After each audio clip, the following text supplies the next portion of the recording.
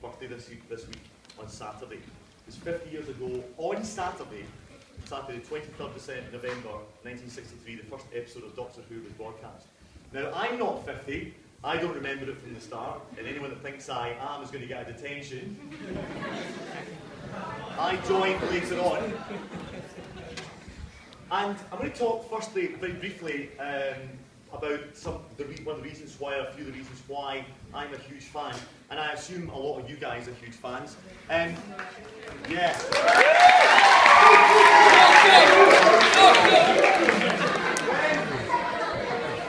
Unlike you guys, when I first met the Doctor, he looked like that, right? But then I found out later on that before he looked like that, he looked like that, and then that. And then he looked like that. He was my favourite. He was just, no, sorry, that. He was my favourite.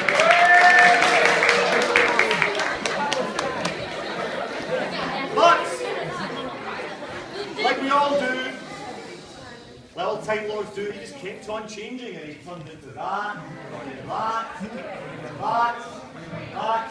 Some of you guys will know him.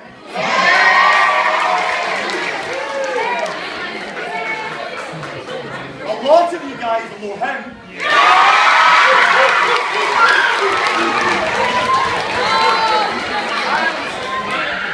Maybe even more will know him.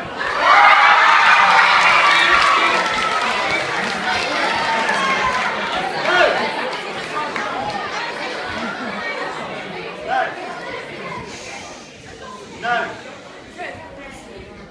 why are we so fascinated by Doctor Who? Well, I'm sure we all have our own reasons. I know mine. For a start, I love the Doctor's values. He always does the right thing. He always wants to do the right thing. And sometimes doing the right thing doesn't always feel right at the time. Sometimes it upsets people. Sometimes people get hurt. But as long as you know in your heart that any decision you make in life is the right thing to do, then that's you. You're in a good place. And I've always maintained and held that. And one of the other reasons is he taught me a lot. He taught me about history, one of my favourite subjects, because he took me to the past. He told me about the Renaissance. He told me about William Shakespeare, about Vincent van Gogh, about Agatha Christie, about so many periods in history that we may not have noticed or bothered about, but because we're viewing it through the Doctor's eyes and through a bit of adventure, we can see these periods as being exciting and interesting, and also showed me all of time and space. I take it everyone in this room, if they woke up tomorrow morning and a blue box was out in their garden, and you're invited to travel, you'd go, would we? Who would go with the Doctor? Of course it would. And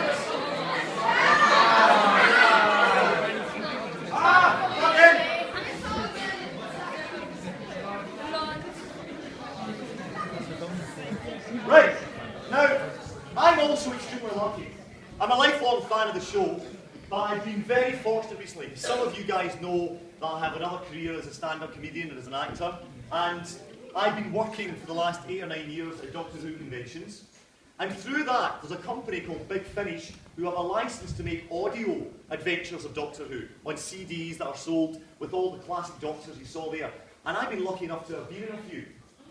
I was in Memory Lane with Paul McGann, who you may have seen in the mini episode that was on last week, before he regenerated into the War Doctor. And I was in Legend of the Cybermen there with Colin Baker, who was the 6th Doctor Who. And for me, it's an incredible honour and privilege to be working with some of my heroes and people that I love and respect. And I've also been very lucky to have encountered a lot of different people from the world of Doctor Who. One of my favourite episodes from the new series is one called Planet of the Ood, where the Doctor goes to the Ood world with Donna. And it's written by a guy called Keith Temple. And he's sitting right there and wants to talk to you for a second. Keith Temple, ladies and gentlemen.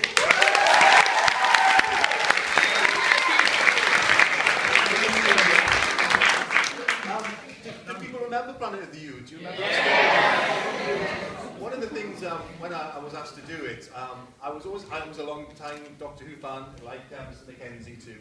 But when I was brought into Doctor Who, one of the things I wanted to do was to write an extremely scary monster. But everybody said, well, you know, we have Daleks, we have Cybermen.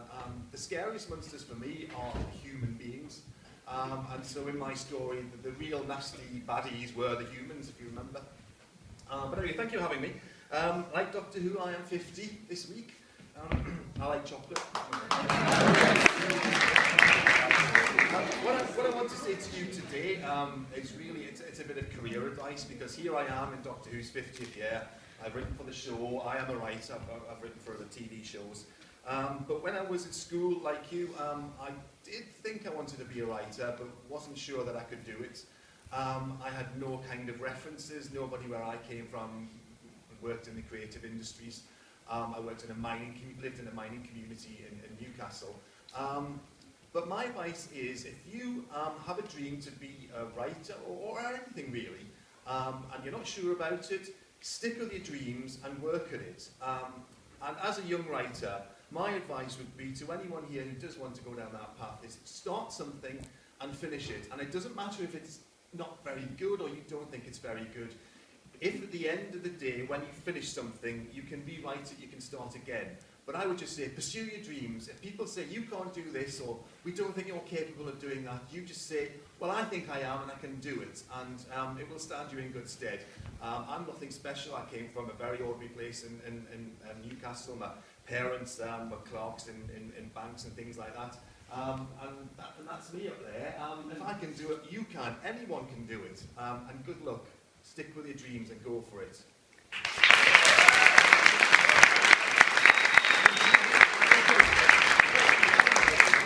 Before we move on, has anyone got any questions they'd like to ask Keith about the process, or about working on Doctor Who, or working with David Tennant or Catherine Tate? Has anyone got any questions they'd like to ask? Or generally about Doctor Who? No one? Once in a lifetime chance? Up there? Yes? What was it like coming forward to go to Doctor Who to ask if you could do it? Well, it was sort of done for me because I have an agent. And a long time ago, this is when Doctor Who first came back, my agent said, what shows do you want to work on? And they were very frustrated with me because I kept saying, I don't want to do that, it's rubbish. And, no, I don't want to do that show either, that's rubbish. And Doctor Who came back, and I said, I'd really like to work on Doctor Who. And they said, oh, well, I don't think so. It's very competitive. But what happened by coincidence, the BBC bought a script of mine, a comedy called Angel Cake, and my agent sent it off to the BBC in Wales, and they liked it, and they said, would you like to do it? Now, I worked on Series 4 of Doctor Who, but I was actually approached during Series 3, and they said, would you like to work on it then? And I said, oh yes, I would, yes, of course I would. And they said, don't tell us so. And I said, yeah, okay. I put the phone down. I picked it up again and said, guess what? To every single person I knew. And then about 2 months later, they ran back and said, actually, we made a mistake. We don't want you to work on this series. We want you to work on the next one. So I had to spend a year with people saying, you liar. You're not working on Doctor Who before it happened. So it was a bit tense, yeah. And you didn't know that your character was going to be Donna? Yeah, that's right. I don't know why they were keeping it a secret, but they said, your new character is called Penny. And she's kind of feisty, she's sort of mid-30s probably, she doesn't fancy the Doctor, she thinks he's a mate, and it's a bit like a Catherine Hepburn, Spencer Tracy type thing from 40s films. Yeah. I'm so and so I'd submit my first script, and Russell, who was the executive, said, well, you're almost there, but yeah, you're nearly there with her, can you just make her a bit more cheeky perhaps? And various drafts went on. They said, yeah, you're nearly there, we think you've got her. And eventually Russell said, oh, for goodness sake, it's Catherine Tate. So I don't know why they lied about that, but I think maybe contractual reasons, something like that. I was quite pleased when she came back. I thought she was very good. Well, thank you. We may get a chance to ask you some questions again in a minute, but for now, keep tempo.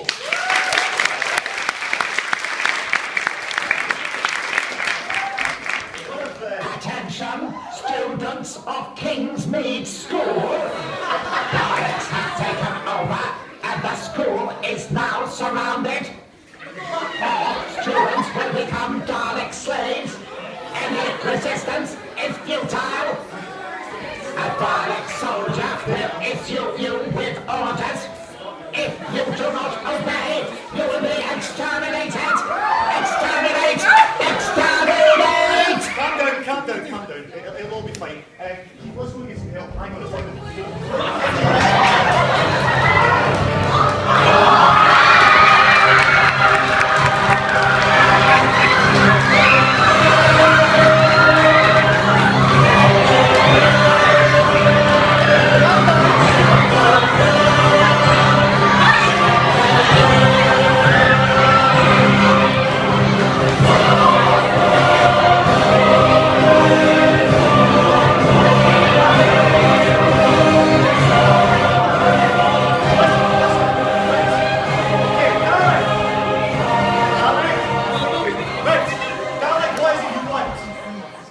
do you want? No, are we going to let the Daleks to go to school? You are not going to school. I think we need to get some help from someone. I wonder if anyone could give us some help. Hang on. I'm feeling... What's that sound? I'm hearing something. Get the doctor! Oh, I've got a phone. Oh, the doctor sent me a sonic screwdriver.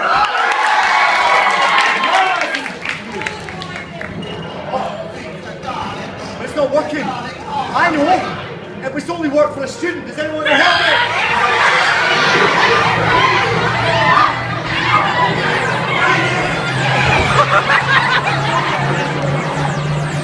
It's working! Kill the Dalek! Kill the Dalek!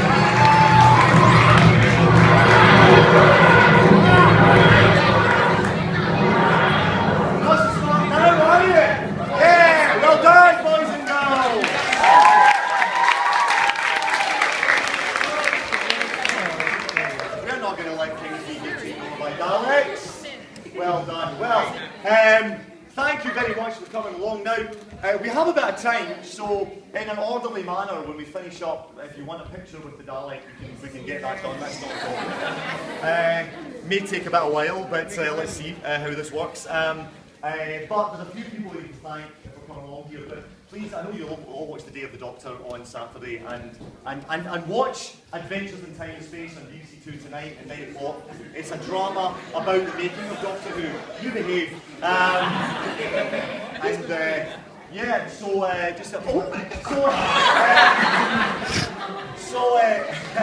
would I be a good Dalek? Yeah. Yeah, I thought so. What about Miss Barry? Very good. So, watch Adventures in Time and Space tonight. You'll love it. It's about how Doctor Who started and how it came about. But we need to thank some people. Could you please thank Sean Mortimer up in the booth who did all the sound?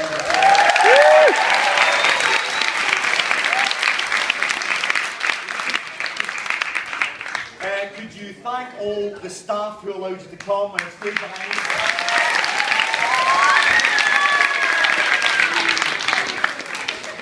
Again, if you have any questions you want to ask Keith in a second, we can do that. But please thank Keith for coming along.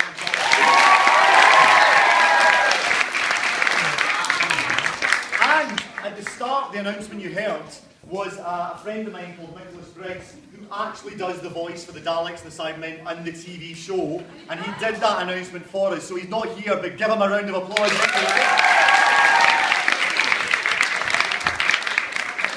Nicholas Briggs directed me in one of the audio adventures I did, and I just emailed him the other day on Spec saying, I'm doing this, could you do something for us? He did it in 15 minutes, so that's fantastic. But also, could you thank my friend Nigel, who's in there, has been in there for an hour right now. So give Nigel a round.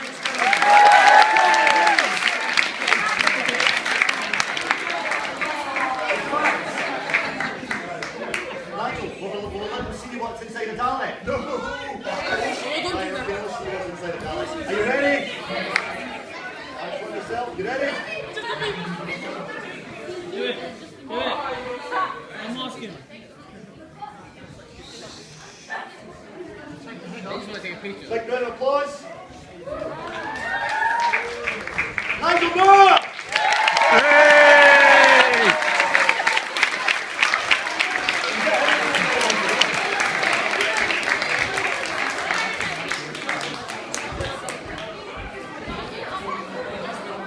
Now,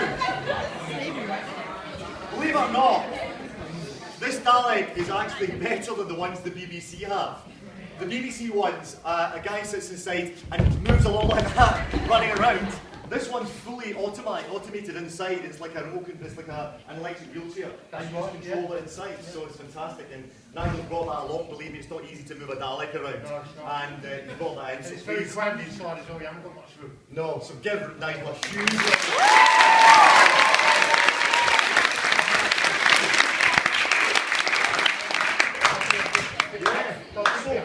we may as well, but we've got a bit of time, so has anyone got any more questions they'd like to ask Keith or even Nigel about? Yes? Huh? want to get inside the Dalek? I don't know, maybe ask Nigel, maybe like Michael, like you don't know. Yeah. What's your question? You didn't invent the U? No, I didn't. I created U Sigma, but I didn't create U. They were in a series, I think, before mine. Yeah. Possible Planet. Thinking? So where is the Cybermen? The Dalek destroyed the Cybermen before they got here. They tried to come, but they didn't make it. The Daleks exterminated them all. Any other questions? Yeah. What gave you the idea to choose you? Well, you were given the I was told, yes, I went into a meeting and they said, we'd like you to write a story about the Ute. And I said, oh, great, because I'd quite like it. What other monster would you like to write for? Would it be these guys or would it be something else? No, I think I'd like to write for creatures called the Yeti, which were from a long, long time ago in the 1960s. They were great. Yeah, and they were a part of the Great Intelligence, which has come back. Richard E. Grant was a part of the Yeti. And maybe the Zygons as well. Yes, look, up there. Who's your favourite doctor?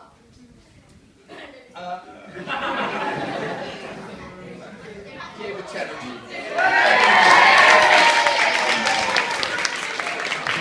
I'm afraid David Tennant's my second favourite. It's always going to be Tom Baker, I'm afraid. Yeah. What was it like working with the other writers? Sorry? Working with the other writers, what was it like? What other writing? Yeah. Working with other writers, what's it like? Oh, interesting. I'm used to working on my own, but when you go in with a group of people, it's fun for a while, but I like my own way. Myself and Keith have written together and we worked on a TV show in Scotland called River City, which is a Scottish soap, which wasn't a nice experience, but we've written some stuff together and hopefully get some stuff. It's nice to bounce ideas off someone else, because usually as a writer you're on your own, you're sitting in a garret and you lose all your social skills and ability to talk. So it's nice to communicate with a partner. Any other questions? Yeah. Will there be any new monsters in the Day of the Doctor? We don't know. We've not seen the Day of the Doctor. Possibly say.